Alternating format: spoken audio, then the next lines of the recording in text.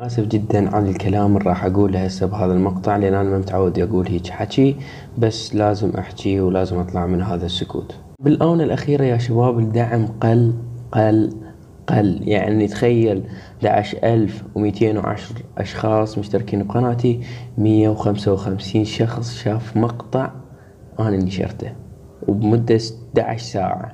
يعني تخيل قبل أنا منتشر فيديو عن ماينكرافت عسى ما كان أقتل خروف أو أي شي، كان الدعم على الأقل يوصل 1000 مشاهدة أو 1200. يعني تخيل 155 مشاهدة، يعني فد مرة شي محبط. ما جاي أقدر يعني أستوعب أنا ليش جاي مستمر بالقناة.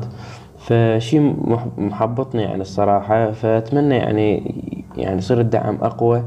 بنشركم مقاطعي، أتمنى يعني تنشرون مقاطعي أي مكان، يعني صديقك، قناتك، أي شي تسوي مقطع مثلا. دعموا هذا الشخص، أتمنى من يومكم يا شباب.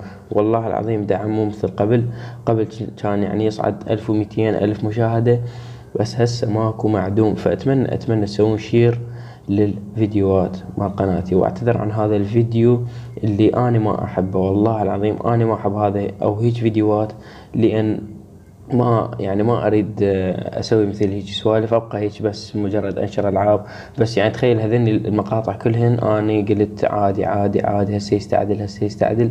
بس تخيل يعني 256، يعني ماكو أصلا مشاهدة، ماكو بالقناة. فواسي قلبي قل كلش. فأتمنى تدعموني بهذا الشي وتنشرون قناتي لأي واحد تشوفوه. هذا حبيت أقوله، فسلام.